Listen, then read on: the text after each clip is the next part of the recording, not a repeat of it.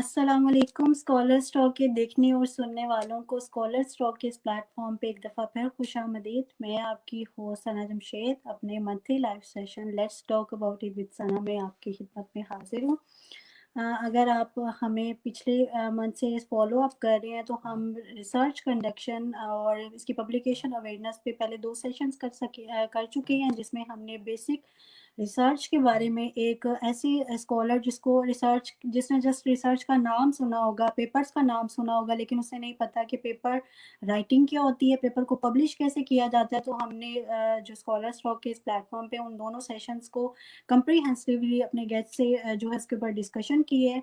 जो लोग आज मैं फर्स्ट टाइम ज्वाइन कर रही हूँ उनको मैं रिकमेंड करूँगी आप हमारे यूट्यूब चैनल स्कॉलर्स टॉक पे जाके उन सेशंस को सुन सकते हैं। अगर आप फेसबुक यूज़ नहीं कर रहे और अगर आप फेसबुक यूज़र हैं तो आप फेसबुक के स्कॉलर्स टॉक के पेज के ऊपर हमारे जो रिसर्च कंडक्शन अवेयरनेस के जो बाकी सेशन है पार्ट 1 और पार्ट 2 के नाम से उसको जाके सुन सकती हैं।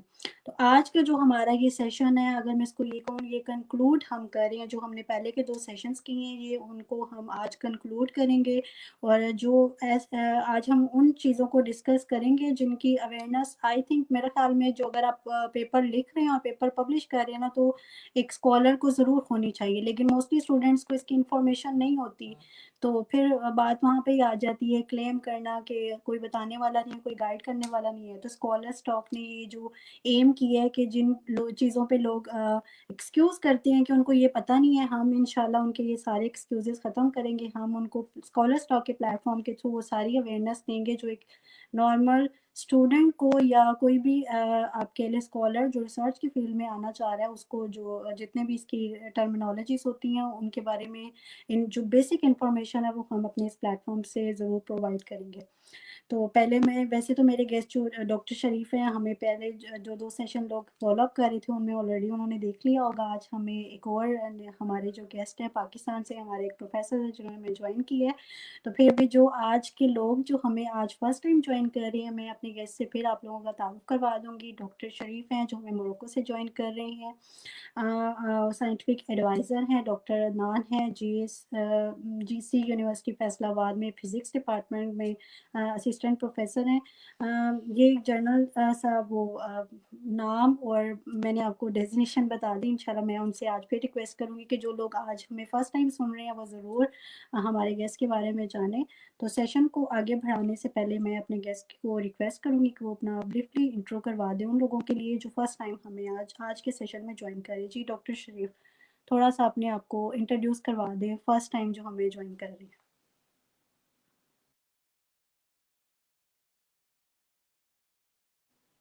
Doctor Sharif, can you hear me? I think internet connectivity problem. जी डॉक्टर अदनान, जब तक वो हमें डॉक्टर शरीफ दोबारा ज्वाइन करते हैं आप अपने आप को इंट्रोड्यूस करवा दें। Assalamu alaikum and thank you Sana for the invitation और I think Dr. Sharif exactly disconnect हो गए because he was with us a few minutes ago.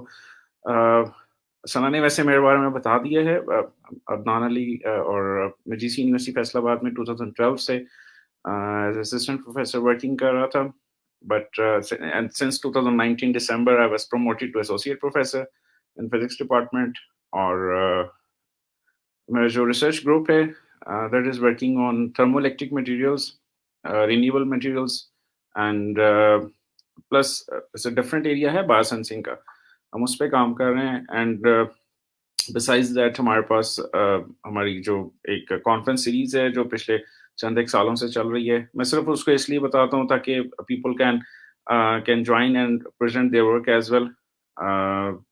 So that is the International Conference on Material Science and Nanotechnology, जो कि फिजिका B and Springer उसको as special issues के तौर पर उसमें जो पब्लिकेशंस हैं उसको प्रेजेंट करते रहे। And I have been the guest editor on those journals.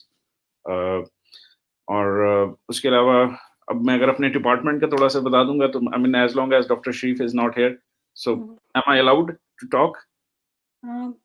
थोड़ा सा मतलब आई थिंक क्योंकि अगर रिसर्च से रिलेटेड वो कोई भी चीज़ है तो उसको ज़रूर मेंशन करना है, क्योंकि आज हमारा जो टॉपिक ही है वो रिसर्च के ऊपर है। जी बिल्कुल, जी बिल्कुल, उसी हवाले से जस्ट रिसर्च के हवाले से इस हिसाब से कि मैं बताना ये चाह रहा था कुछ जो पाकिस्तान में जो मेजर इश्यूज हैं स्टूडेंट्स को जो आ रहे हैं उसमें बल्कि आप सारे चूंकि रिसर्च से रेलिवेंट ही है कि मटेरियल सिंथेसिस में स्टूडेंट्स जनरली अपने मटेरियल सिंथेसाइज तो कर लेते हैं, जो कि चीप रूट्स हैं, अवेलेबल हैं पाकिस्तान में स्पेशली। बाहर तो फिर फैसिलिटीज़ बहुत अच्छी अवेलेबल हैं, बट यहाँ पे जो सबसे बड़ा इशू स्टूडेंट्स को आता है वो करेक्टराइजेशंस में आ रहा होता है या एप्लीकेशन टेस्टिंग में आ रहा होता है, राइट। सो उसके बैकग्राउंड के हवाले से मैं एक्चुअली डिपार्टमेंट के अपने मेंशन करना चाह रहा था कि हमारे पास करेक्टराइजेशन फैसिलिटीज़ हैं, जो कि स्टूडेंट्स को, बहुत सारों को तो दिया फ्री ऑफ कॉस्ट ही है मिल रही, और जिनको चार्जेस हैं तो बहुत ही मिनिमम है। तो स्टूडेंट्स जो हैं they can get the benefit of those. So I think Dr. Sharif is back, so I think so we can continue from. नहीं डॉक्टर अदनान, आप बहुत अच्छी बात कह रहे हैं, बल्कि ये मैं कहूँगी हमारे प्लेटफॉर्म के थ्रू स्टूडेंट तक ये इन्फॉर्मेशन भी चली जाए, क्योंकि अगर हम पाकिस्तान, क्योंकि हमारा प्लेटफॉर्म में पाकिस्तान का है, हम पाकिस्तानी हैं, हमारे गेस्ट सब पाकिस्तानी हैं, Exactly. हर चीज़ पाकिस्तान को ही हमने प्रमोट करना है। तो पहले थोड़ा सा रिसर्च में इतनी अवेयरनेस नहीं थी, लेकिन अब स्टूडेंट्स में अगर अवेयरनेस आ रही है तो एटलीस्ट उनको पता होना चाहिए कौन सी यूनिवर्सिटीज़ में कौन सी इंस्टीट्यूट है जहाँ पे फैसिलिटीज़ हैं, जहाँ पे रिसर्च पे मतलब इनोवेशंस है, जहाँ पे काम हो रहा है, जहाँ पे टीचर्स अवेलेबल हैं जो रिसर्च कंडक्ट करवाना चाहते हैं स्टूडेंट्स को, वो अपनी तरफ अट्रैक्ट कर रहे हैं। आप फैसिलिटीज़ की बात करें या आप ये बताएं कि हम किन चीज़ों पे रिसर्च करें, तो मेरा ख्याल है ये एक स्टूडेंट्स के लिए भी इतनी इन्फॉर्मेशन भी बहुत है कि आपको पता तो चले ना, आप ये क्लेम ना करें कि पाकिस्तान में रिसर्च नहीं हो रही है, इंस्टीट्यूट नहीं है। जी बिल्कुल। हाँ जी, बहुत शुक्रिया डॉक्टर नान। मैं डॉक्टर शरीफ की तरफ आऊँगी, मैं आपसे कहूँगी थोड़ा सा, जो ऑडियंस आज हमें फर्स्ट टाइम ज्वाइन कर रही है, आप थोड़ा सा अपना तारुफ करवा दें।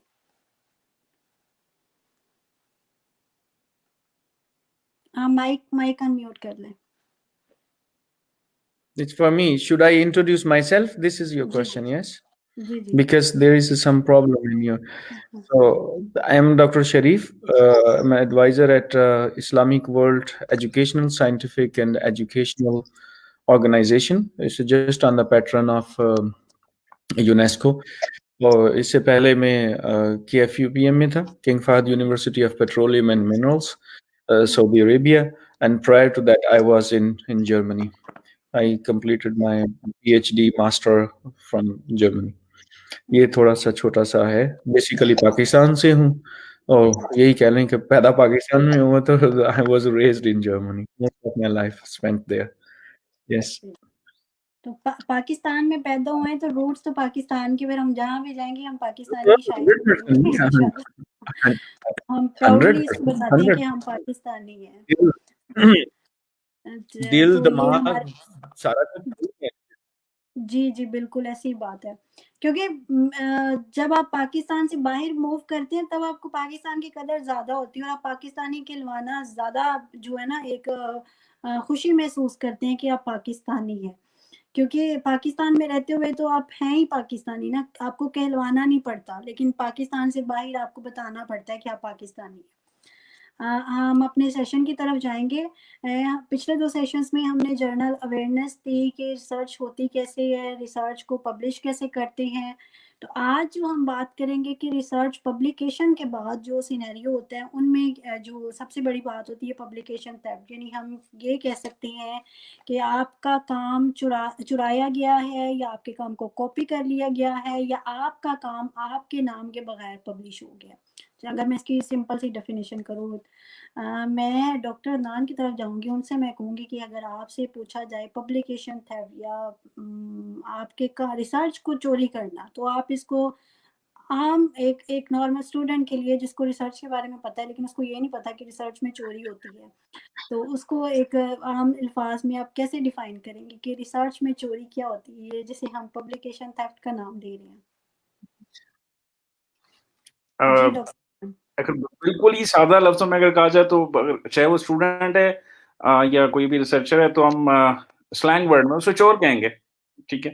First you will be a thief, और बिसाइड्स दैट अगर हम for example, I am just giving an example कि हमें किसी लैब में कोई सैंपल आता है, कोई पर्सन हमें दे रहा है और वो हमें को बैकग्राउंड उसका बता देता है, और वो समटाइम्स उसकी करेक्टराइजेशन कर लेते हैं और उसके बाद अपने नाम से पेपर पब्लिश कर देते हैं, and we just give the data back to the person.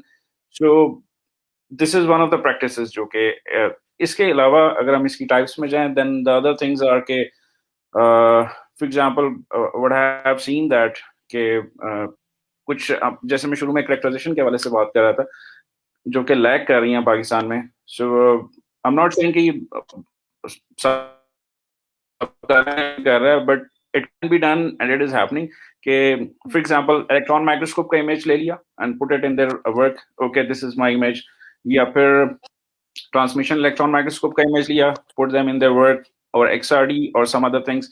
So it is just like the same वे कि हम किसी एग्जाम में बैठ के जो स्टूडेंट चीट कर रहा है, इट्स मोर और लेस द सेम थिंग कि हम किसी और की चीज को कॉपी करके पेस्ट कर रहे हैं and we are putting it into our work, और हम लेबल कर रहे हैं कि ये मेरा काम है, जो कि किसी और का तो बिल्कुल वही चीज है. आप किसी के घर में जाके चोरी कर रहे हैं और चीज अपने पास जेब में रख लें और कहें this is my thing. So exactly it's the same thing. So this is the publication theft, और इसके कुछ केसेस पाकिस्तान में I don't know I should mention it और not, but they have been very common. कि कुछ अर्से पहले ऐसे well known university की तरफ से एक बहुत बड़ा केस हुआ था जिसमें एक नोबेल लॉरिएट का रिन्यूएबल एनर्जी का वो पेपर जो था वो एज इट इज कॉपी कर लिया गया था, और सोलर एनर्जी की मटेरियल्स एंड सोलर सेल के जर्नल में वो आई don't know somehow it was published और उसका नंबर भी इस पे लग गया था. मे बी आप लोगों के नॉलेज में भी हो या कुछ लोगों को पता हो, क्योंकि इट वाज क्योंकि वो केस बिकॉज नोबेल लॉरिएट का काम था, it was very well known 1 year ago, और समहाउ एक बहुत ही अच्छे इम्पैक्ट फैक्टर जर्नल में it was accepted, and I mean this is very astonishing कि वो एक्सेप्ट हो गया and becomes online as well. तो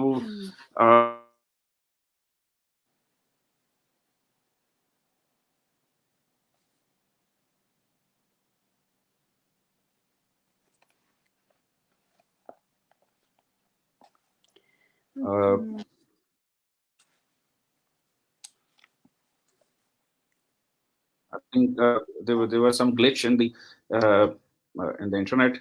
So मैं ये बता रहा था, बात ये कर रहे थे पब्लिकेशन थेफ्ट के हवाले से कि किस तरह से ये प्रैक्टिस बहुत ही कॉमन है, ना सिर्फ स्टूडेंट्स में बल्कि एकेडमिक्स में और रिसर्चर्स में. ये चीज जो है इसका रुझान बढ़ता जा रहा है, और रुझान बढ़ने का बहुत बड़ा जो रीजन है जो मैं समझता हूँ वो स्टूडेंट्स की या रिसर्चर्स की या एकेडमिक्स की शायद उनकी एक्सेस नहीं है उन इंस्ट्रूमेंट्स तक, या एक्सेस है तो बहुत एक्सपेंसिव हैं, या फिर सेकंड थिंग बिकॉज कोई भी हैबिचुअल नहीं होता कि वो किसी का काम क्योंकि हम सारे जो रिसर्च में लोग हैं दे आर गुड और विद गुड मॉरल्स, बट अगर कोई कंपेल होकर ऐसा काम कर रहा है which is a bad thing, but उसका reason what I can understand is that के मोस्ट प्रोबेबली कि उसके पास वो टूल्स अवेलेबल नहीं है या ड्यू टू सम रीजंस, या फिर थर्ड थिंग ये हो सकती है कि वो शख्स जो है whoever is that person whether from academics or research कि वो जस्ट नंबर अपना इंक्रीज करना चाह रहा है कि मेरे पास पब्लिकेशंस इतनी ज्यादा हो जाएं और मैंने बहुत अच्छा शो ऑफ करना चाह रहा है, which is I think a very common natural instinct है. नहीं सर, अगर वो अपने आप को शो ऑफ भी करना चाह रहा है तो अपने काम पे करे ना, आप किसी के काम पे तो अपने आप को शो नहीं कर सकती है ना.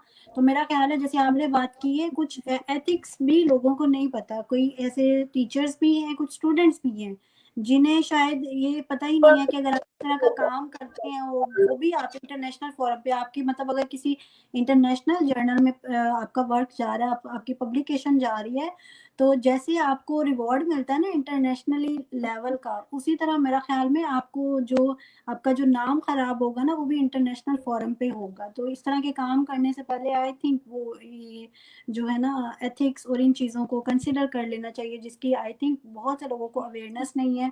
और हम यही चाह रहे हैं कि हम अपने प्लेटफॉर्म के थ्रू ये अवेयरनेस उन स्टूडेंट्स को दें कि काम को चुराना या उसको कॉपी करना ये कोई ऐसा मतलब खेल नहीं है कि आपने किसी का काम, जैसे वो बहन भाइयों में होता है ना, किसी की चीज़ छीन ली है तो लड़ाई झगड़ा, ये ऐसी नहीं है. मतलब यहाँ पे थोड़ा सा जो है ना इसका डिफरेंट सीन है. डॉक्टर शरीफ, आप हमें सुन पा रही है? आपको मेरी आवाज़ आ रही है?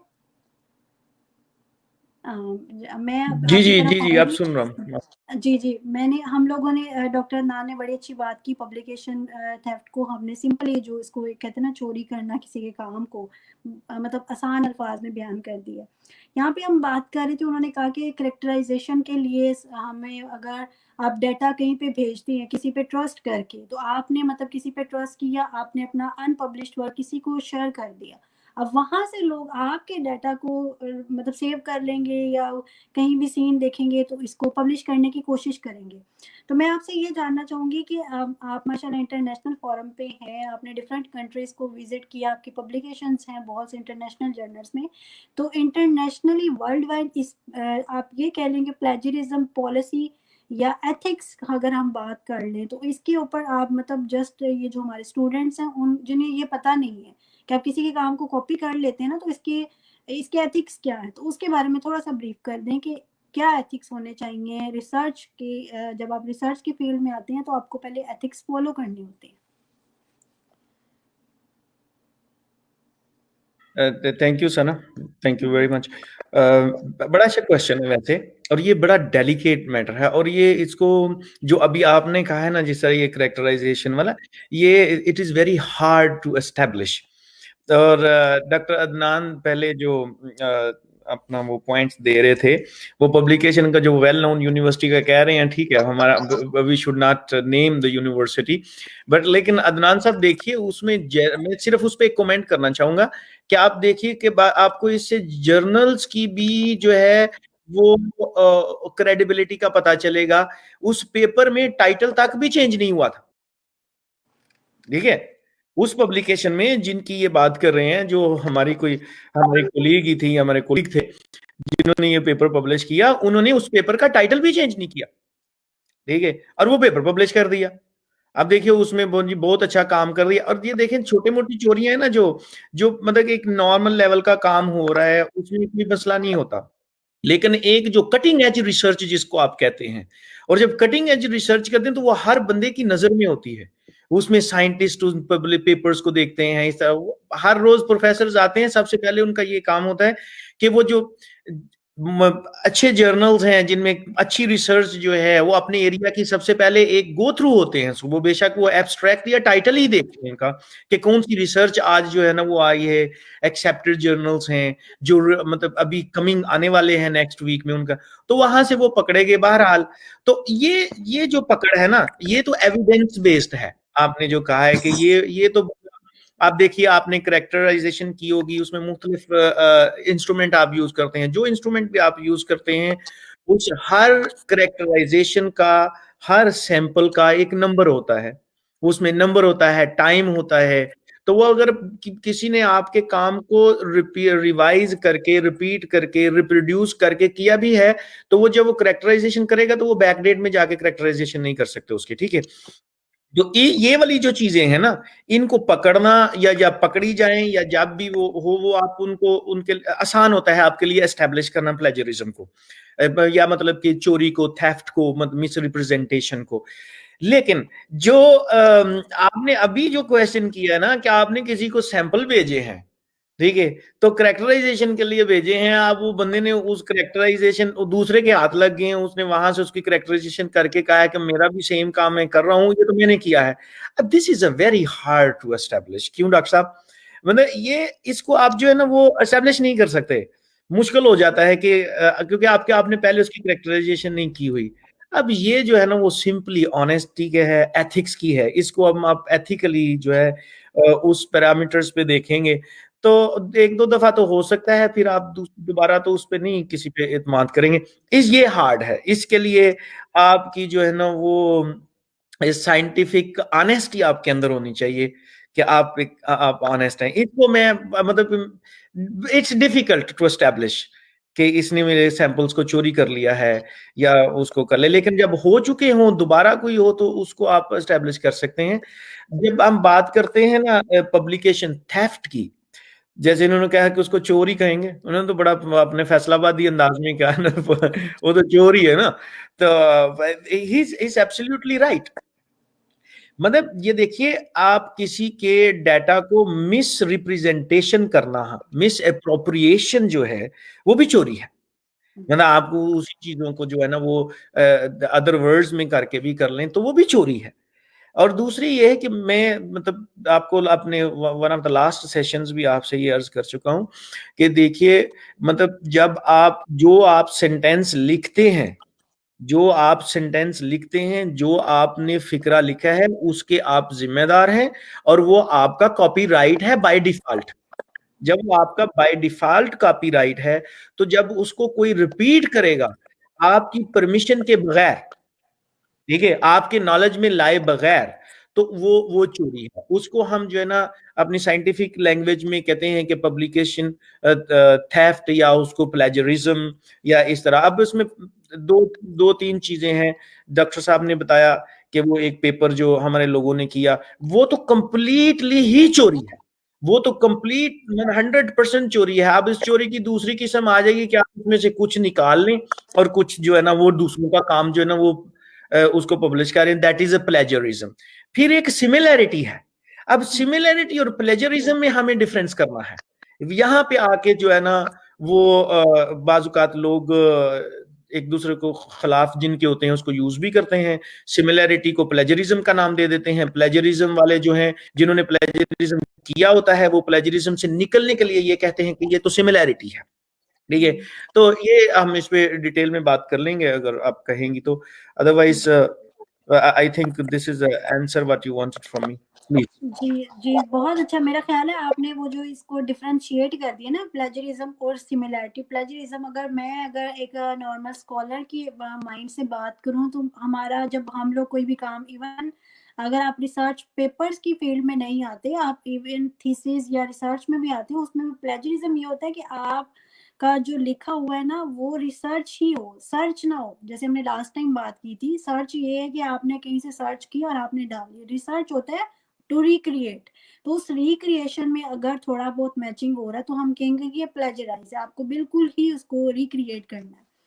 तो वही फिर बात यहाँ पे आएगी कि बेसिक अवेयरनेस तो ये है कि एथिक्स है, आप अपने एथिक्स को यूज करें, ठीक है, उनको फॉलो अप करें। रिसर्च एक दफा वो हमें पंजाबी में कहते हैं ना, दाव है तो एक ही दफा लगेगा, हर बार नहीं लगेगा। एक दफा चले आपका दाव चल गया, लेकिन अगर आपने उन एथिक्स को फॉलो नहीं किया तो नेक्स्ट टाइम आप जब पकड़े जाएंगे तो फिर आपकी जो है, जैसे अभी हम बात कर रहे हैं, यूनिवर्सिटी का नाम मेंशन नहीं किया, तो इन सम मैं कि ये कह सकती हूँ कोड वर्ड्स में वो सब तक पता चल रहा है कि आपने कुछ ऐसा काम किया है कि जैसे आपको शोहरत मिलती है ना पूरी दुनिया में किसी अच्छे काम पे, तो उसी तरह फिर आपको जो है ना, आप अब आप कह लें कि अब शोहरत के जो ऑपोजिट आपको फिर क्या मिल रहा है कि लोग आपको किन अल्फाज में याद करेंगे और तारीख में ये बात लिखी जाएगी।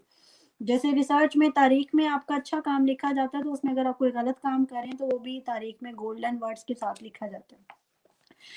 डॉक्टर अदनान, मैं आपकी तरफ आऊंगी। आपने वो ये जो बड़ा अच्छा मेंशन किया कि ऐसे पेपर को मतलब किसी ने भी देखा भी नहीं और पब्लिश कर दिया। तो मेरे माइंड में एक क्वेश्चन आया है कि जैसे पाकिस्तान में, बाकी मतलब ओवरऑल वर्ल्ड में भी जर्नल्स होते हैं, उनकी एक पॉलिसी होती है जहाँ पे आप ये कह सकें कि जैसे आप रिसर्च कम्युनिटी में आप अपना काम जब पब्लिश करते हैं तो उनके कुछ रूल्स होते हैं जो आपको फॉलो अप करने पड़ते हैं।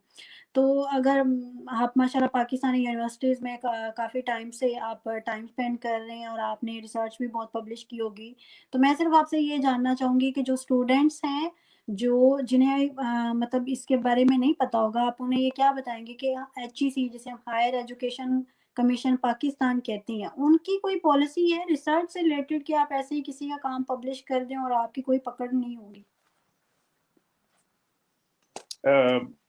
फर्स्ट मुझे आपकी आवाज़ बिल्कुल एक्चुअली ब्रेकअप हो रही थी, तो फर्स्ट पार्ट आपके क्वेश्चन का वो मुझे क्लियरली नहीं सुनाई दिया।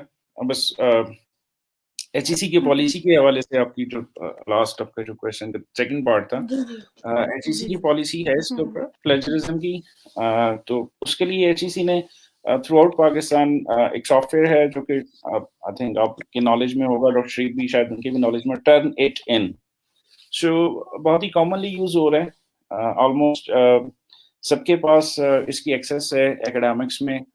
सो उसके अलावा भी कुछ और सॉफ्टवेयर्स हैं, लेकिन HEC जो है इट रिक्वायर्स के जो भी सिनॉप्सिस है, MS का थीसिस है या PhD का सिनॉप्सिस है, PhD का थीसिस है, it should go through that software Turnitin.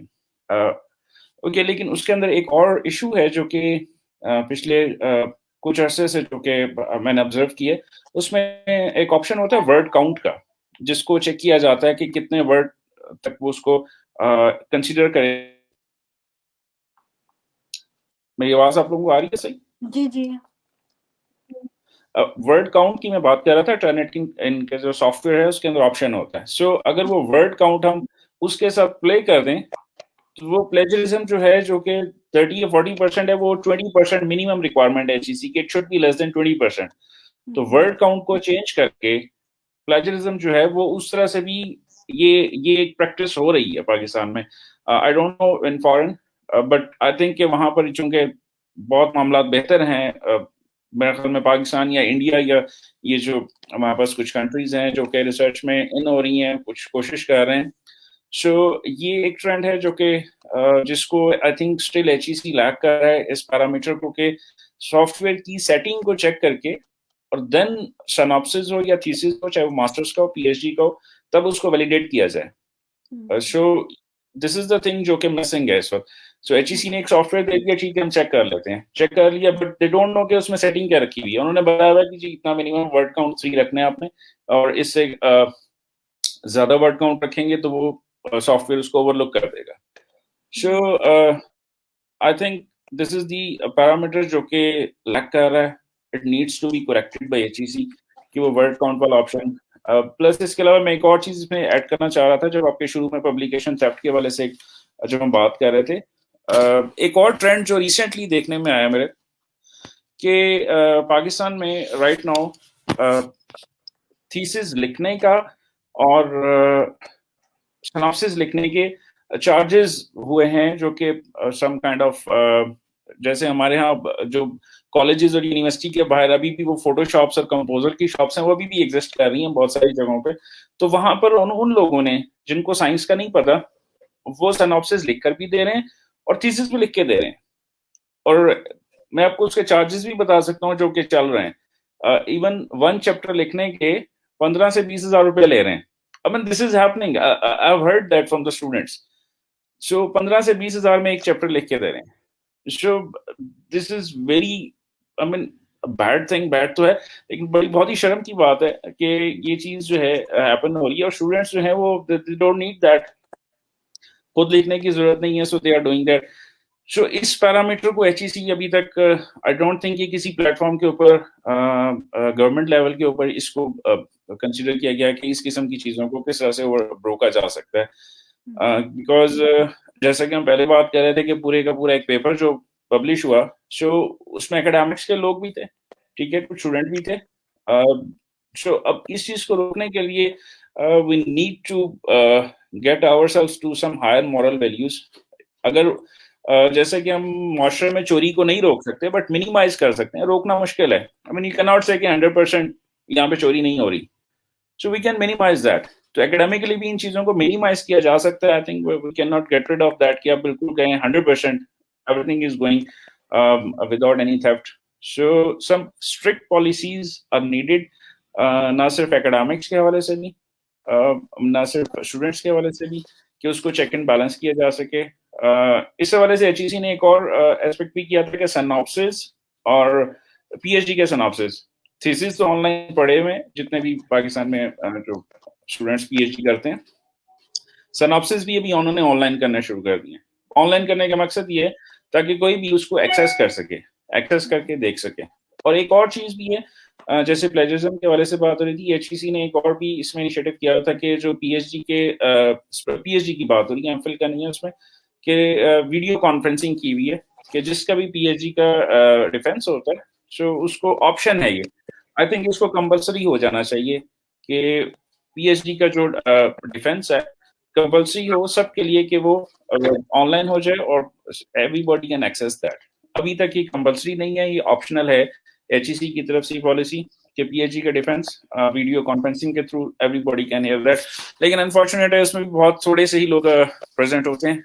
सो ये कुछ पैरामीटर्स हैं जो कि मैंने यहाँ पे शेयर किए हैं कि सॉफ्टवेयर की सेटिंग। आपने काफी कंप्रीहेंसिवली, मुझे लगता है एचईसी का जो एक प्लेजरिज्म और वो पॉलिसी का वो जो है ना बता दिया है।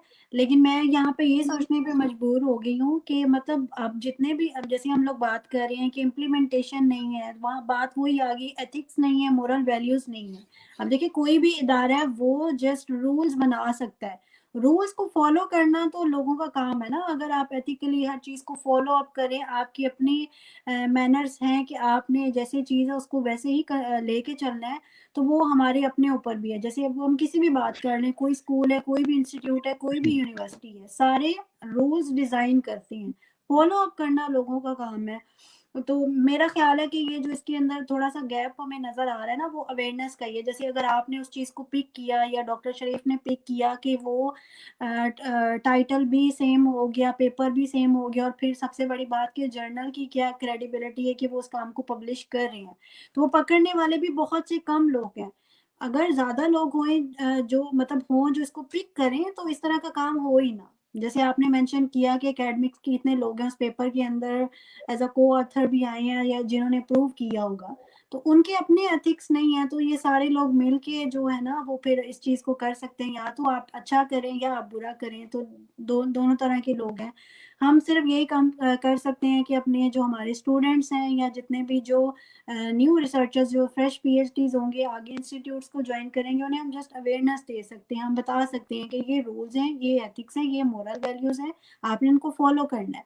बाकी किसी को हम वो कहते हैं ना बंदूक के ज़ोर पे हम कह नहीं सकते कि यही है तो आपने फॉलो करने हैं। आप फॉरेन कंट्रीज़ में आपका काम ही नहीं एक्सेप्ट होता। मैं बल्कि सुन के हैरान हो रही हूँ कि आप कैसे वो जो आपने मेंशन किया प्लेजरिज्म का जो सॉफ्टवेयर टर्नटिन यूज़ करते हैं, उसमें वर्डिंग में भी होता है। हमारे तो यहाँ पे इवन एक ही लैब में बार-बार पेपर पब्लिश हो रहा है, तो उसमें सेम जो कोरेस्पोंडिंग ऑथर का नेम आ रहा है, उसका एड्रेस आ रहा है, वो भी जब प्लेजराइज़ होता है, तो उसको भी मतलब कंसिडर किया जाता है कि ये रेशियो भी इसके अंदर कंसिडर हो रही है।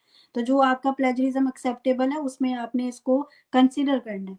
तो इंशाल्लाह कोई नहीं, हम भी ये कोशिश कर रहे हैं और दुआ भी करते हैं, उम्मीद भी करते हैं कि ये जो इंटरनेशनल स्टैंडर्ड्स के जो रूल्स हैं या एथिक्स हैं जो लोग फॉलो कर रहे हैं, वो पाकिस्तान में भी इंशाल्लाह लोग फॉलो अप करना शुरू कर दें। थोड़ा अवेयरनेस नहीं है, हम अपनी तरफ से कोशिश कर रहे हैं कि लोगों को अवेयर कर दें इन चीज़ों के बारे में। अच्छा, डॉक्टर शरीफ मैं आपकी तरफ आऊँगी। आपने बड़ी अच्छी बात की थी कि जो आप कैरेक्टराइज़ेशन के लिए तो डाटा भेजते हैं, अब उसमें अगर कोई आपका डाटा ले लेता है, तो फिर आप उसको क्लेम नहीं कर सकते। लेकिन मेरा ख़्याल है अगर आपने काम किया और आपका पेपर ही पब्लिश हो जाता है, तो उसको हम क्लेम कर सकते हैं, जिसे हम अगर मैं कहूँ कि मुझे थोड़ी-सी इन्फॉर्मेशन है तो हम रिट्रैक्ट करवा सकते हैं। मतलब अगर जहाँ भी पेपर पब्लिश हुआ हुआ है, हम एडिटर को जो है वो कॉन्टैक्ट कर सकते हैं और उसको रिट्रैक्ट करवा सकते हैं। तो आप हमारे जो यंग स्कॉलर्स हैं उनको थोड़ा-सा इसके बारे में इन्फॉर्मेशन दे दें कि जो काम पब्लिश हो चुका है, अब जो तो पब्लिश नहीं हुआ, आप क्लेम नहीं कर सकते। आपको पता नहीं किसी ने चोरी करके अपने पास सेव करके रख ली है, लेकिन जो दुनिया के सामने आ गया है, काम आपका था, तो अब आप उसको क्लेम कर सकते हैं। देखिए, अब इसमें दो चीज़ें हैं जो मैं आपसे डिस्कस करूँगा, आपको बताता हूँ। आपने कहा कि काम पहले पब्लिश, अगर मैं आपका क्वेश्चन सही समझाऊँ तो वो ये है कि आपने कहा कि पहले काम जो है ना वो पब्लिश हो चुका है और उसी की कंटिन्यूएशन थी। अगर कुछ सैंपल्स किसी के पास गए हैं तो उन्होंने कहा ये तो मेरे सैंपल्स हैं, ठीक है? This very simple, it's very easy, there is no problem at all. इसमें किसी किस्म का कोई मसला नहीं। अब देखिए क्या करते हैं आप जब आप रिसर्च कर रहे होते हैं तो रिसर्च में बाज़-औक़ात नहीं, मोस्टली लोग ये 90% लोग ये करते हैं कि शॉर्ट कम्युनिकेशंस जो हैं वो पब्लिश करते हैं, ठीक है? अब ये जो शॉर्ट कम्युनिकेशन होती है, ये क्या है? जिसको आप लेटर्स भी कहते हैं। मतलब लेटर की शक्ल में आप क्या करते हैं, आपने आइडिया है आपका, आपने उसको एम्प्लॉयड किया है, आपका कुछ रिजल्ट्स आए हैं और आप उसको पब्लिश करते हैं और आप उसमें एक चीज़ लिखते हैं अपनी पब्लिकेशन के एंड पे जाके, कंक्लूजन में या रिजल्ट एंड डिस्कशन के एंड पे, कि हम जो है ना फर्दर इस पे काम कर रहे हैं और विद ड्यू टाइम इसके फुल पेपर में या फुल पब्लिकेशन में, फुल आर्टिकल में रिजल्ट्स विल बी डिस्कस्ड। उसमें क्या करते हैं आप, एक या दो या तीन रिप्रेजेंटेटिव एग्जाम्पल जो हैं उनका डाटा आप दे देते हैं, बाज़ औक़ात वो भी नहीं देते। और आप कहते हैं इस आइडिया पे काम करते हैं। जब आप कम्युनिकेशन करते हैं या आप लेटर्स जो है ना वो पब्लिश करते हैं, तो इसका मतलब आपने अपने आइडिया को कॉपीराइट कर दिया, आपने बता दिया लोगों को इस पे हम काम कर रहे हैं और फर्दर इस पे आ रहा है। अब मीन टाइम कोई बंदा जो है ना वो आपका ही काम जो आपने किया हुआ है और आपने सैंपल्स भेजे हैं किसी को, उस सैंपल्स की कैरेक्टराइजेशन करके वो रिजल्ट डिस्कशन करके किसी पब्लिकेशन को भेज देता है, किसी जर्नल को, और कहते हैं ये हमने काम किया है, तो आपका पेपर तो पहले पब्लिश हो चुका है, आप तो आर्टिकल आपने पहले कम्युनिकेशन भेजी हुई है, तो आप उसमें सिंपली एडिटर कलेक्शन। अब 3 तरीके हैं इसको रिट्रैक्ट करने के। रिट्रैक्ट करने के ये है कि जर्नल जो है वो इसको रियलाइज कर जाए, जर्नल खुद इसको रिट्रैक्ट कर देता है, या दूसरा जो है इंस्टीट्यूशन देख के जिस इंस्टीट्यूशन का ये काम है वो रिट्रैक्ट कर सकता है, या एडिटर जो है ना इसको इसकी रिट्रैक्शन दे सकता है कि भाई ये काम ऑलरेडी तो हमारे पास जो है ना वो आया हुआ है, ये हुआ, या इसको सिमिलर जर्नल ने या किसी दूसरे पब्लिकेशन में, वाइली ने, एल्सवेयर ने, मतलब साइंस डायरेक्ट ने, किसी ने किसको पब्लिश किया हुआ है। तो ये दैट्स वेरी इजी। मैं आपको जब मैंने पहले अपने पार्ट में जो बात की थी, मैंने कहा था कि वो जो फर्स्ट टाइम कोई रिजल्ट्स हैं जो इधर उधर कर लें तो उसमें द प्रॉब्लम होता है। अब देखिए, अब किसी ने आपके यहाँ पे एक शॉर्ट क्वेश्चन लिखा है,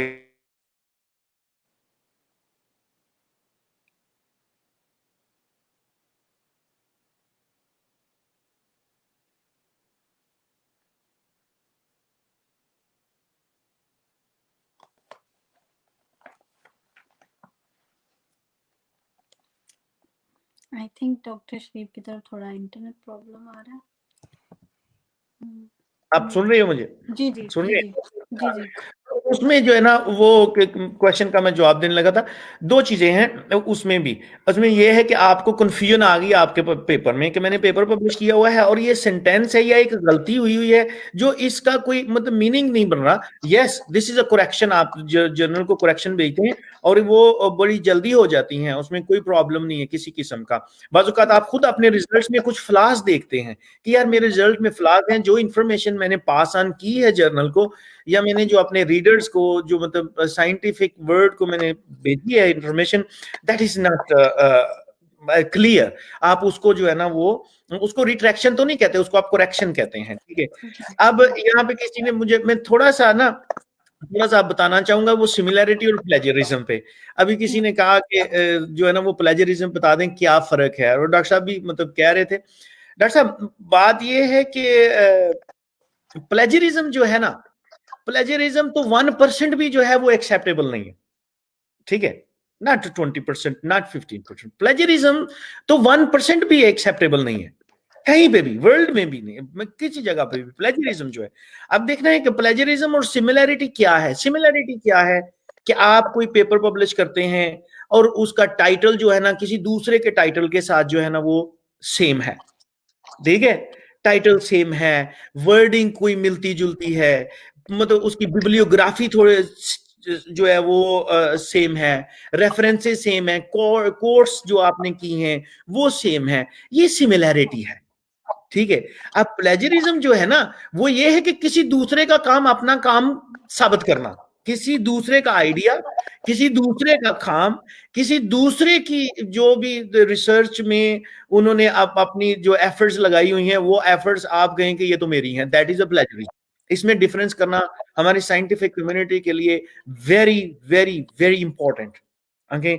इसीलिए मैंने उसमें पहले पार्ट में ये कहा कि जो लोग प्लेजरिज्म करते हैं दे आर वेरी क्लेवर, उनको बहुत पता है, जो प्लेजरिज्म जिनका काम ही प्लेजरिज्म करना है उनको पता है कि ये कैसे, तो वो फिर ये कहेंगे ये तो सिमिलर है, इसमें तो 20% सिमिलैरिटी, जैसे इन्होंने कहा कि वर्ड्स में कर दिया, सेंटेंसेस में कर दिया। बहुत सारे सॉफ्टवेयर हैं, आइथेंटिकेट है, टर्निटिनी है, और भी हैं, बहुत सारे सॉफ्टवेयर हैं, आप खुद भी चेक कर सकते हैं।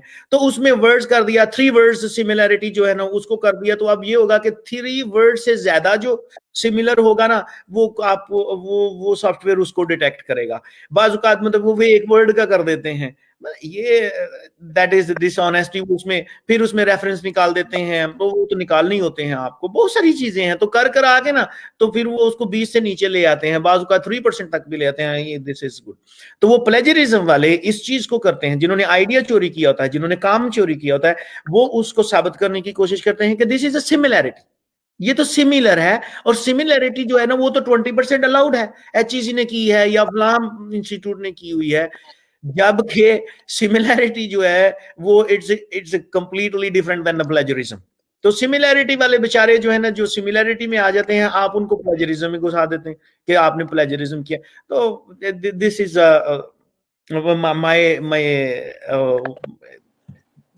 my thoughts on that, what I say.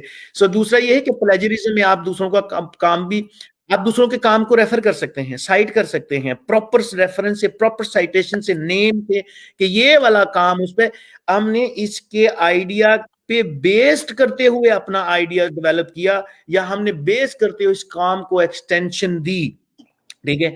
तो फिर आप उस बंदे को, ये प्लेजरिज्म नहीं है, ये फिर वो सिमिलैरिटी में आता है। तो सिमिलैरिटी एक्सेप्टेबल है, लेकिन प्लेजरिज्म नहीं है। प्लेजरिज्म 1% भी अलाउड नहीं है, 1% की बात करो, ठीक है।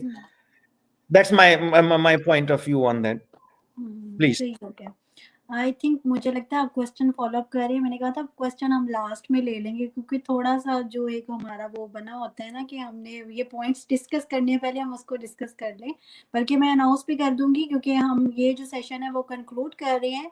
तो जो जितने भी लोग हैं जिन्होंने हमारे पहले वाले सेशन फॉलो अप किए हैं, या जो आज का सुन रहे हैं, आपके माइंड में जो क्वेश्चन आ रहा है आप कमेंट्स में लिख सकते हैं। हम लास्ट में इंशाल्लाह आज क्वेश्चन ज़रूर लेंगे, और जो क्वेश्चन मतलब रिलेटेबल होगा हम उसको ज़रूर पूछेंगे। अच्छा डॉक्टर इदनान, मैं आपकी तरफ आऊंगी। हमने रिट्रैक्शन की बात कर ली कि पेपर को आप रिट्रैक्ट करवा सकती हैं, इवन वो पब्लिश भी हो जाए। तो मैं आपसे थोड़ी सी इंफॉर्मेशन लेना चाहूँगी, थोड़ा सा अपनी पब्लिक को देना चाहूँगी कि हम किन बेसिस पे, मतलब आपके पास कौन से ऐसे एविडेंस होने चाहिए जिससे आप एडिटर को, जर्नल को या इंस्टीट्यूट को कह सकती हैं कि ये आपका काम है और आपके नाम के बगैर पब्लिश किया गया।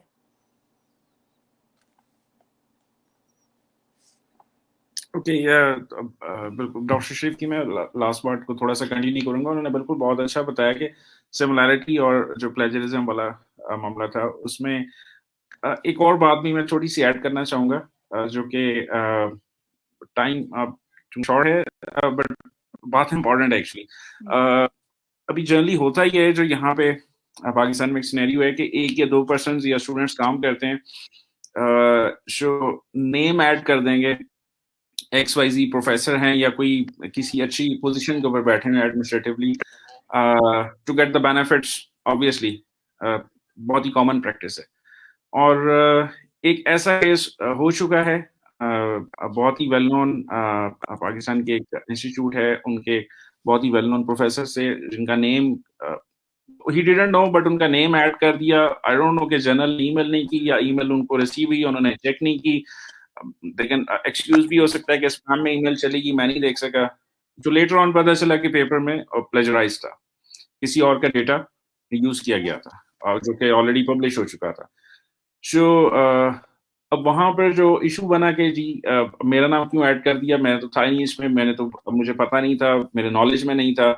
सो दैट्स अनदर फैक्टर के जो कि जिसको कहते हैं बदनामी का बाइस बन सकता है। सो ये फैक्टर बहुत इंपॉर्टेंट है कि अगर कोई भी शख्स किसी का नाम ऐड कर रहा है, सो उसको उस पेपर का draft before submission should ask for that.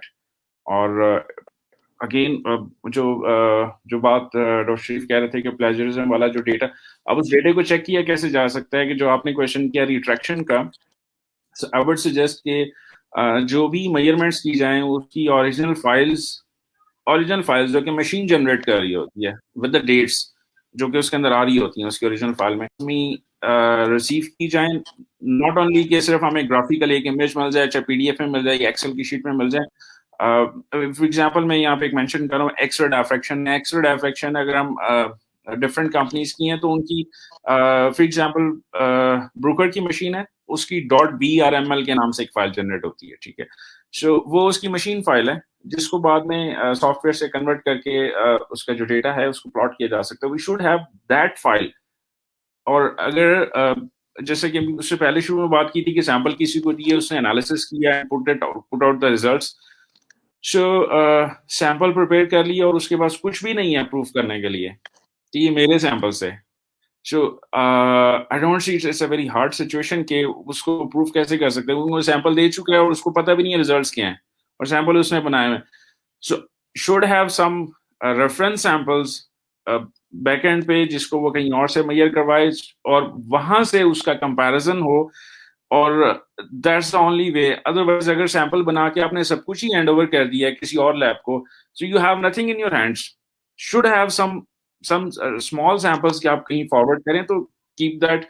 और अनलेस यू सी के भाई ये काम इसी तरह का कहीं, और जिन लोगों को दिया हुआ ऑब्वियसली उनका नेम पेपर में आ रहा होगा, और जब नेम पेपर में आ रहा होगा तो you can it's ring a bell वाली बात हो जाएगी कि हाँ जी ये तो मैंने फलां लोगों को दी थी और उन्होंने पेपर दे दिया। सो उसके लिए तो फिर परस्यू करने के लिए you have to go through another way कि कहीं और से जाके मेजरमेंट करवाई जाए and then cross check. So based on that you have to write to the editor, or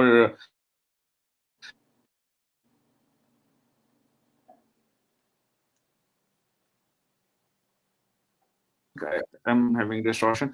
Okay, so you have to write to the editor with the results. But again, ये वाला जो scenario है कि sample किसी और को दिया, उन्होंने पब्लिश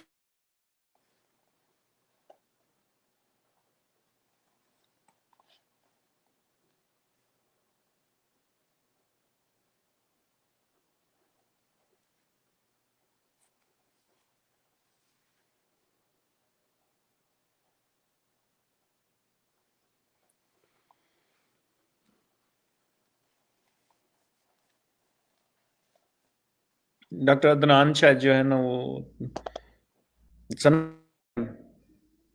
हाँ, शायद कनेक्टिविटी का प्रॉब्लम है, लेकिन उन्होंने बड़ा अच्छा एक्सप्लेन किया कि अगर सैंपल्स हैं तो आप दोनों हाथ ना अपने कटवा के बैठे, आप एटलीस्ट बैकअप में कुछ रखें। अगर आपने एक जगह सैंपल भेजे हैं तो कुछ उसके सिमिलैरिटी में कुछ सैंपल्स रखें जो बाद में आप क्लेम कर सकें। और दूसरी बात जो मेरा जी डॉक्टर अदनान कंटिन्यू करें, आप पेपर पब्लिश होने के बाद हम उसको कैसे रिट्रैक्ट करवा सकते हैं, आप उस पर बात कर रहे थे। ये एक और केस जो कि हमारे कोलीग थे उनके साथ हुआ था, बिल्कुल वेरी रिसेंटली लास्ट ईयर की बात है। सो उसमें फिगर जो थी वो स्टूडेंट ने या whatever, I can not name any body,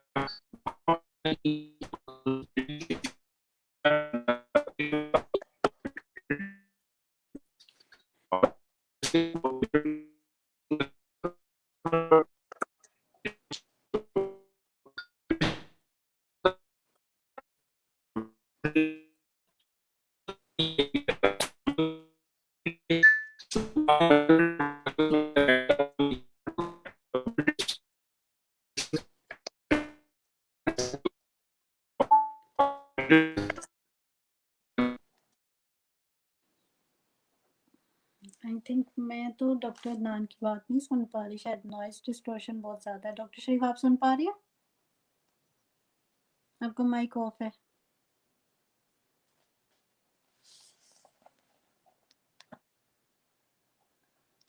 doctor शरीफ आपका माइक ऑफ है, मैं आपको सुन नहीं पा रही। मैं भी नहीं सुन पाया उनको, डॉक्टर साहब को। मेरे ना आज जो है ना वो we have a bad connection today, मतलब मेरी तरफ से भी ठीक है, मैं ऊपर था मैं नीचे आ गया कि वो, लेकिन ठीक है हम इसको कंटिन्यू करते हैं। जी आप बोलिए डॉक्टर अदनान, हाँ, जब दोबारा हाँ, कनेक्ट हो तो ही कैन। हाँ ठीक है। हम बात करते कि पेपर रिट्रैक्ट कैसे करवा सकते हैं, पब्लिश हो गया, पहले हम बात करते अनपब्लिश काम का, तो पब्लिश काम को कैसे रिट्रैक्ट करवा सकते हैं। I got your point.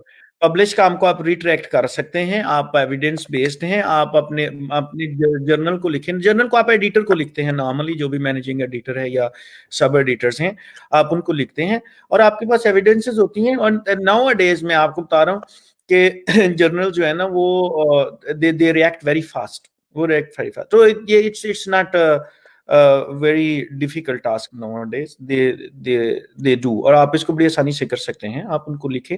आपका सुपरवाइजर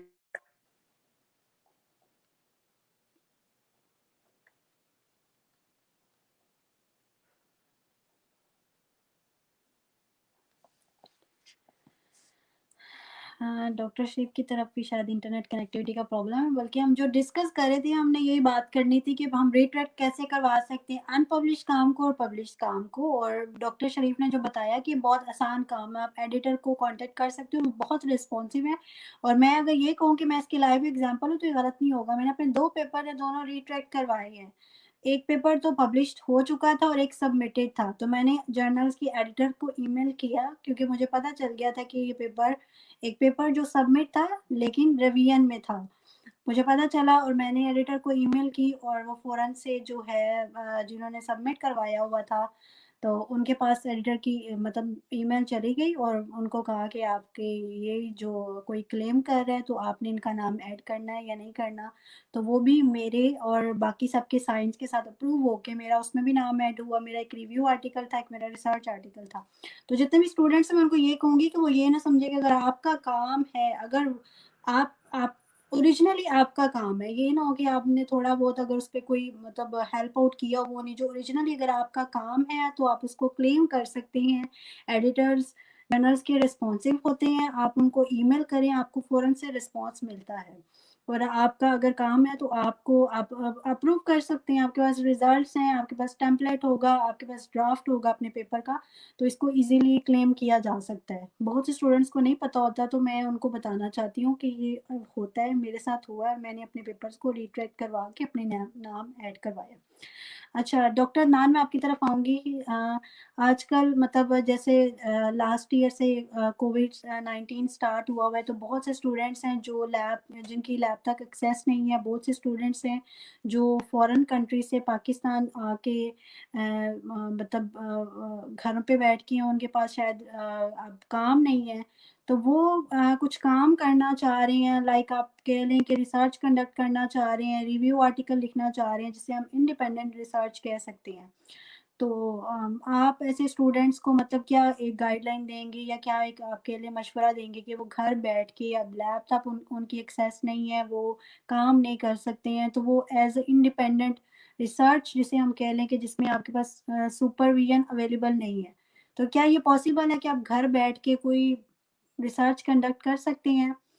मतलब अगर जहाँ पे आपको अभी आपने बताया कि पाकिस्तान में भी कैरेक्टराइजेशन अवेलेबल है, तो अगर आपके पास कुछ ऐसे सैंपल्स हैं या आप वहाँ भी यूनिवर्सिटीज़ में आप स्पेशली मैं बात करूँगी कि चाइना के काफ़ी स्टूडेंट्स हैं जो हमसे जो है ना कांटेक्ट करते हैं, वो कहते हैं कि हमें मतलब कुछ बताएं, आप लोग सीनियर्स हैं, कि हम लोग घर पे बैठ के किस तरह रिसर्च कर सकते हैं, जिसको आप इंडिपेंडेंट रिसर्च का नाम दे सकते हैं या फिर हम ये कह सकते हैं कि आप कोई रिव्यू लिख सकते हैं, कोई आर्टिकल है जिसको आप पाकिस्तान में ही रहते हुए पाकिस्तान की यूनिवर्सिटीज़ में टीचर्स के साथ मतलब कांटेक्ट करके कोई डाटा मतलब बना सकते हैं आप, पेपर मतलब फॉर्म में रिसर्च मतलब आप कह लें कि पेपर पब्लिश कर सकते हैं।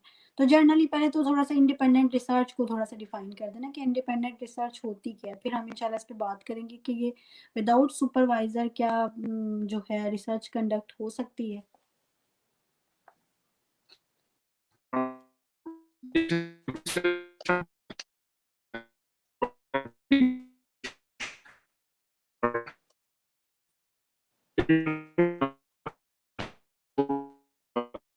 डॉक्टर नान, आई थिंक हम आपकी वो जो है ना वॉइस डिस्टॉर्शन है, मैं तो नहीं आपको सुन पा रही, आई डोंट नो हमारे ऑडियंस सुन पा रही हैं। अगर मतलब मैं ऑडियंस से कहूँगी जो सुन रहे हैं कमेंट कर दें अगर आप लोगों को आवाज़ सही से आ रही है।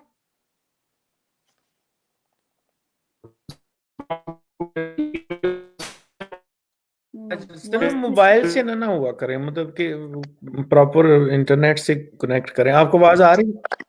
मुझे आपकी आवाज़ आ रही है, डॉक्टर नान की आवाज़ आ रही है, लेकिन उसमें डिस्टॉर्शन है, क्लियर नहीं है आवाज़। हाँ, मैं आपकी नहीं सुन पा रहा।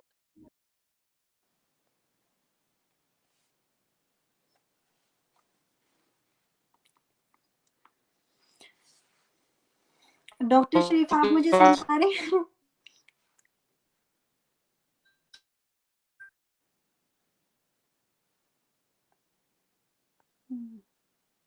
I cannot hear. Sometimes yes, not now.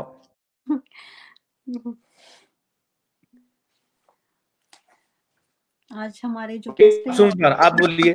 अब सुन पा हम इंडिपेंडेंट रिसर्च की बात कर रहे थे ना कि इंडिपेंडेंट रिसर्च कैसे की जा सकती है विदाउट अ सुपरवाइजर।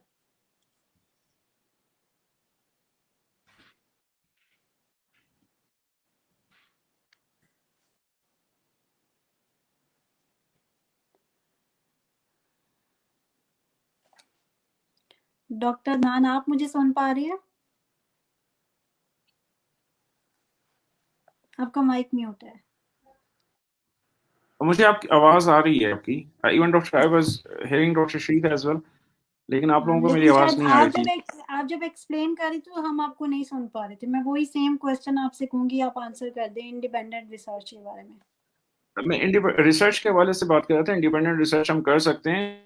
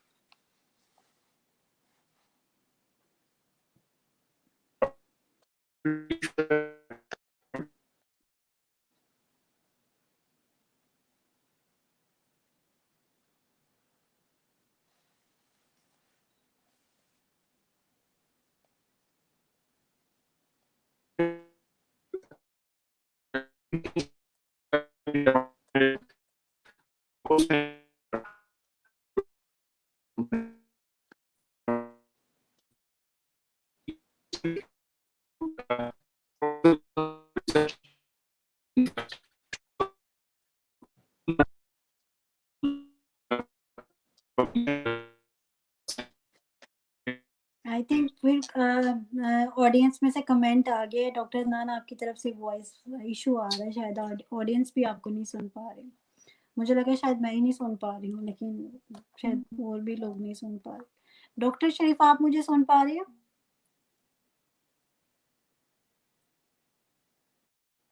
आप मुझे सुन सकते हैं डॉक्टर शरीफ? आपका माइक म्यूट है। सुन पा रहा हूँ लेकिन ब्रोकन।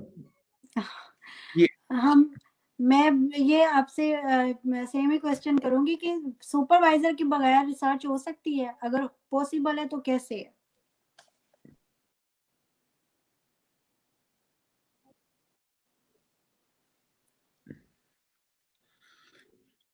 देखिए, अगर आपका मैं क्वेश्चन समझ पाया हूं, जो आपने पूछा है कि इंडिपेंडेंट रिसर्च कैसे कर सकते हैं, यही पूछ रही है ना बिल्कुल आपके इंडिपेंडेंट बिल्कुल। रिसर्चर कैसे हैं जी जी। आप? देखिए, अगर तो रिसर्च जो है इंडिपेंडेंट रिसर्च, देखिए दो दो दो तीन चीजें हैं इसमें। मैं मतलब हमेशा दो तीन इंडिपेंडेंट रिसर्चर, आप अब आपका क्वेश्चन क्या है? इंडिपेंडेंट मीन आप बगैर किसी सुपरवाइजर, ठीक है? अगर तो आप आपको किसी सुपरवाइजर की जरूरत नहीं है, मतलब आपका ये पॉइंट है कि इसको आप पूछना चाह रही हैं कि इंडिपेंडेंट रिसर्चर, जब आप एज ए न्यू, जब आप पीएचडी फिनिश करते हैं या आप अपनी स्टडीज को फिनिश करते हैं, आपको कहीं पे कोई पोजीशन ऑफर होगी, तो आप एक इंडिपेंडेंट रिसर्च ग्रुप जो है ना वो स्टार्ट कर लेते हैं, ठीक है? तो ये इंडिपेंडेंट रिसर्च आप इसको भी कह सकते हैं। आप अगर इंडिपेंडेंट इंडिविजुअली पूछ रही हैं तो that is possible, but it's a bit hard, ठीक है? अब रिसर्च के लिए आपको पूरा जो है वो एक पूरा फैसिलिटेशन चाहिए होती है। रिसर्च के लिए आपको एक पूरी टीम चाहिए होती है, चाहिए आपको उसके लिए। अगर आप केमिकल रिसर्चर हैं, उसके लिए आपको केमिकल्स चाहिए। तो ये आप अकेले काम मुश्किल है। इंडिपेंडेंट अगर आपका ये है कि इंडिविजुअल इंडिपेंडेंट, तो मैं वो कहूंगा कि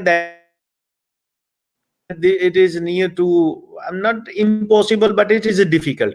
अगर आप एज ए मुझे ग्रुप लीडर पूछ रही हैं कि आप इंडिपेंडेंट रिसर्च कैसे कर सकते हैं, तो इंडिपेंडेंट रिसर्च यस, आपके पास आपके आइडियाज होने चाहिए, आपके पास फैसिलिटेशन जो है ना, आपको जो सपोर्टिंग फैसिलिटीज होनी चाहिए आपके पास जो है। अब डिफरेंट है ना, research is a big area. आप किस में कह रही हैं? आप कंप्यूटर रिसर्च है, आप केमिस्ट्री है, फिजिक्स है, बायोलॉजी है, केमिस्ट्री आप कर सकते हैं इंडिपेंडेंट जब आपके पास पैसे हों, जब आपके पास प्रोजेक्ट हो, जब आपके पास लैब हो, जब आपके पास इंस्ट्रूमेंट्स हो। ठीक है, अगर आपके पास कुछ भी नहीं है तो आप इंडिपेंडेंट रिसर्च कर सकते हैं, लेकिन रिव्यू की हद तक। ठीक है, लेकिन आपको उसको प्रैक्टिकल जो है वो रिसर्च नहीं होगी, वो आप सर्च कर सकते हैं, बैठ के रिव्यूज लिख सकते हैं। लेकिन अगर आपने कोई केमिकल्स ये वो करना है तो yes you can do, but you need really helping hands all the time. ठीक है, बिल्कुल ठीक हो गया। मतलब अगर हम इसको जर्नल टर्म्स में ये समझें तो रिसर्च एक चीज है, मतलब अगर आप जिसे हम कहते हैं ना रिव्यू और रिसर्च आपने कहा, तो रिसर्च है जिसमें आपने एक्सपेरिमेंट्स करने हैं, जिसमें आपने डेटा है जिसके एनालिसिस करने हैं, तो आप इंडिपेंडेंटली लाइक अ स्टूडेंट नहीं कर सकता, आपको गाइडेंस चाहिए कि इसको स्टार्ट कैसे करना है। फिर आपने जो एक्सपेरिमेंट्स किए हैं उसके लिए आपके पास फैसिलिटीज होनी चाहिए। फिर आपने जो डाटा इकट्ठा किया, एनालाइज किया है, उसको मतलब फाइनलाइज करने वाला कोई मतलब उसको चेक करने वाला हो। तो ओवरऑल एक स्टूडेंट के लिए रिसर्च इंडिपेंडेंटली करना थोड़ा सा मुश्किल होगा। इवन जैसे आपने बात की कि अगर आप पीएचडी के बाद या आप एक जॉब सेक्टर में, जब आप यूनिवर्सिटी में जॉब करते हैं, तब आप इंडिपेंडेंटली रिसर्च कैसे कर सकते हैं, तो आपके आइडिया को फॉर्मुलाइज करने के लिए भी आपके पास लिंक्स होने चाहिए। लाइक आप शेयर कर सकते हैं अपने सीनियर्स के साथ या आप अपने कोलीग के साथ कि ये आपके पास एक आइडिया है, आप इसको जो है इस पे रिसर्च करना चाहते हैं। फिर आप देखते हैं कि इसमें कैसे जो है ना एक्सपेरिमेंटेशन हो सकती है, फिर उसके एनालिसिस कहाँ से किए जा सकते हैं, फिर हम इसको कैसे डाटा को कंबाइन करके फाइनलाइज करके एक रिसर्च मतलब कर सकते हैं। तो वो यही है कि इंडिपेंडेंट जब आपको उसके बारे में सारी इंफॉर्मेशन हो। तो आई डोंट नो डॉक्टर नान, आप हमें सुन पा रही हैं? मेरी आवाज़ आप तक जा रही है? क्योंकि आप पहले भी जब आप बोल रहे थे तो ना ऑडियंस में से आपको लोग सुन पा रहे थे ना मैं सुन पा रही थी। तो मैं क्वेश्चन आपकी तरफ ये लेके आऊंगी कि डॉक्टर शरीफ ने बात की कि रिसर्च मुश्किल काम है कि आप इंडिपेंडेंटली नहीं कर सकते लेकिन रिव्यू कर सकते हैं। तो वही पहले वाला क्वेश्चन सेम कि जो स्टूडेंट्स जिनके पास लैब की एक्सेस नहीं है वो टाइम वेस्ट कर रहे हैं, तो आप उन्हें सजेस्ट करेंगे कि वो किस तरह वो रिव्यू आर्टिकल लिख सकते हैं? अगर लिख सकती हैं तो थोड़ी सी उनको एक मतलब एक आप कह देना कि एक थोड़ा सा आइडिया दे दें कि वो किस तरह रिव्यू आर्टिकल लिख सकते हैं, क्योंकि आजकल वो घरों पे बैठे हुए तो कुछ कर नहीं पा रहे, तो वो रिव्यू लिख सकते हैं। ओके, मेरे से क्वेश्चन पूछा आपने? जी जी, मैंने आपसे पूछा। एक्चुअली आपकी आवाज शुरू में ना ब्रेक हो गई थी। मैं दोबारा क्वेश्चन रिपीट कर दूं? आवाज कर मेरी आवाज डॉक्टर शरीफ, आपको मेरी आवाज आ रही? अब आई पहले अब आई जी, अब जब आ ये रही है पूछिए आपने कि आवाज अब आई मुझे आवाज आपकी। जी बोलिए। ओके, वो वेरी जनरली गुड। होता ही है कि उसको आवाज नहीं आती, जब वो पूछा जाता है कि हाँ आवाज आ रही है तो वो वाली आवाज सिर्फ आती है। मैं अगर आपको क्वेश्चन समझ नहीं आया तो मैं क्वेश्चन रिपीट कर देती मैं हूँ। क्वेश्चन गेट कर दूं। I mean I got the question. मैं एक्चुअली शुरू में पहले की बात कर रहा था इंडिपेंडेंट रिसर्च के हवाले से। उसमें एक्सपेरिमेंटल वर्क तो आप घर में कर नहीं सकते, you can not do the experiment at home. जैसे डॉक्टर शरीफ कह रहे थे, you need a setup, a team. So उसमें सेकंड थिंग ये हो सकती है कि सिमुलेशन वाले जो हैं लोग जो कि सॉफ्टवेयर्स को यूज कर रहे हैं, they can do the work at home. मतलब वही है ना कि मैं यही पूछ रही थी कि रिसर्च तो नहीं कर सकते, रिव्यू लिख सकते हैं ना, तो रिव्यू का थोड़ा सा एक आइडिया गाइडलाइन दे दें कि घर पे बैठे हुए हैं तो आप रिव्यू लिख सकते हैं। अब मैं उसमें मेरी वॉइस ब्रेक हो जाती है जब भी मैं सिमुलेशन वाला जो लोग हैं जो कि फॉर एग्जांपल डीएफटी की सिमुलेशन जो लोग करते हैं, दे नीड अ लैपटॉप जिस पे वो सिमुलेशंस रन कर सकते हैं। वो लोग जो हैं वो they can work at from at home. और जो रिव्यू आर्टिकल्स हैं, for that again at home, downloading the papers from home again it's a difficult task, unless वो जैसा कि आजकल एक रशियन वेबसाइट है जिसके थ्रू घर में बैठ के पेपर डाउनलोड कर सकते हैं। without downloading the papers you cannot do the research or even writing the review article.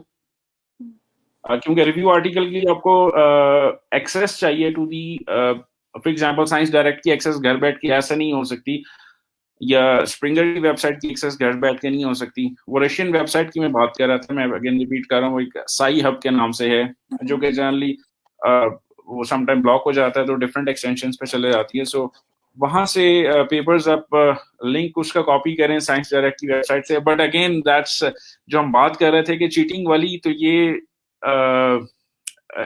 ये भी चीटिंग ही है कि हम किसी का डेटाबेस क्या वो कर रहे हैं। सो it's a cheating again अगर हम उसको इस हवाले से देखें।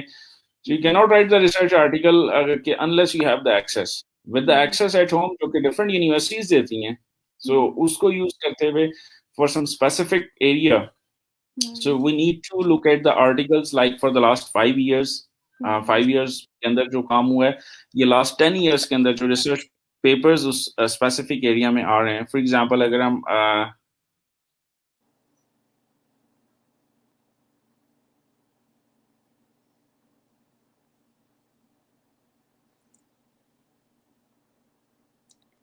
नॉइस डिस्टॉर्शन फिर है, आई डॉक्टर नान की शायद कनेक्टिविटी का फिर प्रॉब्लम हो गया, डॉक्टर शरीफ भी डिस्कनेक्ट हो गए हैं। तो ओवरऑल मतलब जितने भी स्टूडेंट्स जो हम स्कॉलर्स टॉक के प्लेटफॉर्म के थ्रू हमें कांटेक्ट करते हैं और पूछती हैं कि जी अब हमारी लैब तक एक्सेस नहीं है तो हम अब घर बैठ के क्या करें, तो डॉक्टर नान ने बड़ी अच्छी बात की कि अगर तो आपके पास अगर एक्सेस ही नहीं है कि आप पेपर डाउनलोड कर सकें तो फिर तो आप रिव्यू भी नहीं लिख सकते। फिर आप जस्ट यही कोशिश करें कि कुछ पढ़ लें, बुक्स को पढ़ लें, कोई पेपर आपको मिलता है कोई रीड आउट कर ले, थोड़ा सा अपना नॉलेज जो है ना उसको गेन कर लें। और अगर आपको एक्सेस है पेपर्स तक की, अगर आप डाउनलोड कर सकते हैं, तो डॉक्टर नानक ब्रीफ में आइडिया दे दिया आप लोगों को कि रिसेंटली 5 या 10 ईयर्स की जिस भी टॉपिक पे या जो भी आपका इंटरेस्ट हो आप उनके पेपर्स को रीड आउट कर सकते हैं। और आप जो है ना उनको मतलब फिर बात फिर वही आती है कि रिव्यू आर्टिकल, वो फिर बात है कि न्यू स्टूडेंट्स जिनको इतनी इन्फॉर्मेशन नहीं होती वो इतनी जल्दी रिव्यू आर्टिकल नहीं लिख सकते, क्योंकि जब तक आप पेपर पब्लिश ना करें, आप रिसर्च की दुनिया में ना आ जाएं, रिव्यू आर्टिकल भी आप मतलब अच्छे से नहीं लिख सकते। तो जस्ट यही होगा कि जो स्टूडेंट्स हम पूछ रहे थे कि अब हम रिव्यू आर्टिकल लिख सकते हैं अगर हमारे पास लैब्स की एक्सेस नहीं है, तो आपके लिए फिर यही है कि वो भी मतलब आप लिखने करने काम तो कोई भी मुश्किल नहीं होता, लेकिन हर किसी के लिए वो पॉसिबल नहीं हो सकता। बस आपको यही कहा जा सकता है कि आप पेपर रीड आउट करें और थोड़ा सा अपना नॉलेज गेन करने की कोशिश करें। सेशन का टाइम भी ऑलमोस्ट फिनिश हो गया और हमारे थोड़ा जो है ना प्रॉब्लम भी आ रही है इंटरनेट कनेक्टिविटी में। डॉक्टर शरीफ तो आई थिंक डिस्कनेक्ट हो गए हैं, पता नहीं हमें वो दोबारा ज्वाइन कर पाएंगे या नहीं कर पाएंगे। तो मैं जो है ना सेशन को यहाँ पे एंड करना चाहूँगी। क्वेश्चंस आए थे कुछ, लेकिन थोड़ा सेशन का मतलब प्रॉब्लम है। डॉक्टर नाना आप मुझे अभी भी सुन नहीं पा रहे? आई थिंक नहीं सुन पा रहे हैं, तो थोड़ा सा सेशन का प्रॉब्लम है, वरना मैं कोशिश करती कि जो हमसे क्वेश्चंस किए जा रहे हैं सेशन में हम उसको जो है पूछ लेते। लेकिन थोड़ा सा आज मैं माजरत चाहती हूँ, हमारी कनेक्टिविटी में प्रॉब्लम है। डॉक्टर नाना आप मुझे सुन पा रहे हैं?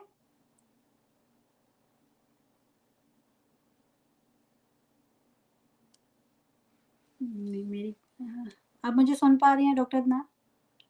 मैंने कहा कुछ क्वेश्चंस हम हैं उसको ऐड कर लें, अगर आप थोड़ा सा वो कर दें, क्योंकि थोड़े से क्वेश्चंस आ रहे थे तो लेकिन वही इंटरनेट कनेक्टिविटी का प्रॉब्लम है। तो हम एक दो क्वेश्चन मैं इसमें ऐड करना चाहूँगी, मुझे खुद भी वो हो रहा था कि हम जो है ना क्वेश्चंस को ऐड कर लें। एक यहाँ पे क्वेश्चन आया था, वॉइस जी वही प्रॉब्लम हो रही है, मुझे यही लग रहा है कि वॉइस का प्रॉब्लम है, तो या तो मैं सेशन एंड करना पड़ेगा। एक क्वेश्चन हम इसमें ऐड कर लेते हैं, अगर आप मुझे सुन पा रही हैं मैं स्क्रीन पे डिस्प्ले कर देती हूँ, तो आप इसका आंसर कर दें, फिर हम इसको फाइनल कंक्लूड करते हैं। IF is important to describe the quality of journal or which thing we need to keep in mind before selecting। अच्छा ये पूछ रहे हैं कि जर्नल को सिलेक्ट करने के लिए उसके इम्पैक्ट फैक्टर को देखना चाहिए या कुछ और हम कंसिडर कर सकते हैं। आप क्वेश्चन देख सकते हैं स्क्रीन पे, इसका आंसर कर दें।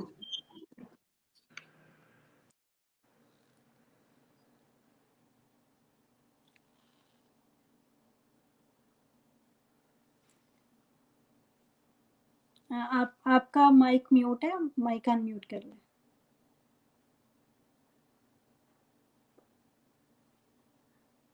माइक अनम्यूट, माइक अनम्यूट कर लें जी। यस, इम्पैक्ट फैक्टर जर्नल की क्वालिटी को ज़रूर बता रहा होता है। उसके अलावा अगर हम किसी स्पेसिफिक आर्टिकल को सर्च करना चाह रहे हैं तो आप उसकी साइटेशंस को देख सकते हैं उस स्पेसिफिक आर्टिकल की, सो दैट आल्सो हेल्प्स। उसके अलावा अगर आप कोई अच्छे आर्टिकल्स को देखना चाह रहे हैं तो उसके लिए आई वुड सजेस्ट कि आप डिफरेंट रिसर्च ग्रुप्स जो वर्ल्ड की आप टॉप की जो यूनिवर्सिटीज़ हैं उसमें काम कर रहे हैं, आप उनके ट्रेंड्स को देख सकते हैं उन रिसर्च ग्रुप्स के, जो कि उनकी वेबसाइट के ऊपर उनके रिसर्च आर्टिकल्स हैं रिगार्डिंग दैट। सो मतलब ठीक हो गया, आप साइटेशन को देख लें, सिर्फ इम्पैक्ट फैक्टर की तरफ नहीं जाएंगे। बड़ा अच्छा कमेंट हमारे डॉक्टर ज़ीशान खत्री भी प्रोफेसर हैं, इन्होंने बड़ा अच्छा कमेंट किया, तो मैं कहूँगी आप इसके ऊपर थोड़ी सी मतलब अपना पॉइंट ऑफ व्यू रखते जो इन्होंने बात किया। आई थिंक आप स्क्रीन पे इनका कमेंट देख रहे हैं, प्लेजरिज्म के बारे में बात की है थोड़ा सा। लास्ट कमेंट कर दे फिर हम सेशन को एंड करते हैं।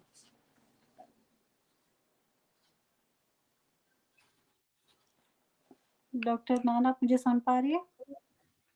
आपकी आवाज़ ब्रेक होके मुझे आ रही है। मैंने जस्ट ये कहा है कि ये डॉक्टर ज़ीशान हमारे ये भी प्रोफेसर है, इन्होंने कमेंट किए प्लेजरिज्म पॉलिसी के ऊपर, तो आप इसके ऊपर कोई कमेंट करना चाहेंगे?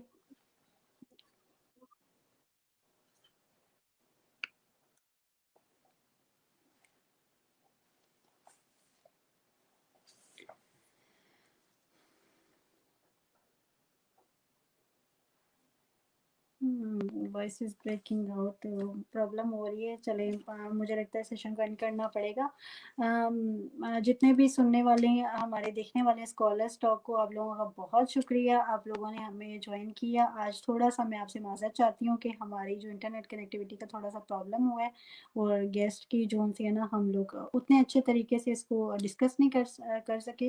लेकिन आई होप कि जो हमारा मेन एम था, थोड़ा सा पब्लिकेशन थेफ्ट के बारे में, थोड़ा पेपर रिट्रैक्शन के बारे में और एक इंडिपेंडेंट रिसर्च के बारे में क्वेश्चन होता है, तो आई होप जितने भी सुनने वाले हैं, देखने वाले हैं स्कॉलर्स टॉक के इस सेशन को, उनको इससे काफ़ी इंफॉर्मेशन मिली होगी। इंशाल्लाह हम कोशिश करेंगे नेक्स्ट टाइम फिर हम अगर इसके इसी टॉपिक के ऊपर एक सेशन दोबारा अरेंज कर लें जिसमें इंटरनेट कनेक्टिविटी का प्रॉब्लम ना हो। तो मैं आप लोगों से इजाज़त चाहूँगी, आप लोगों का बहुत शुक्रिया। ये इससे पहले जो सेशन है वो भी हमारे यूट्यूब चैनल पे है। इंशाल्लाह ये वाला जो हमारा सेशन होगा इसको भी यूट्यूब चैनल स्कॉलर्स टॉक को अब सब्सक्राइब करें। उस पर हम हमारे जितने भी सेशन है, जितने इंफॉर्मेटिव स्कॉलरशिप से रिलेटेड, जितना भी रिसर्च से रिलेटेड, या उसके अलावा जितना भी हम एजुकेशन की जर्नी में सेशंस करते हैं अपने गेस्ट के साथ, आपको वो जो है अवेलेबल हो गया वहाँ पे, हमें सुन सकते हैं। आप लोगों से इजाज़त चाहूँगी, बहुत शुक्रिया। इंशाल्लाह नेक्स्ट टाइम पे किसी ऐसे मतलब डिफरेंट टॉपिक के साथ आपकी खिदमत में हाजिर होंगी। तब तक के लिए अल्लाह हाफिज़।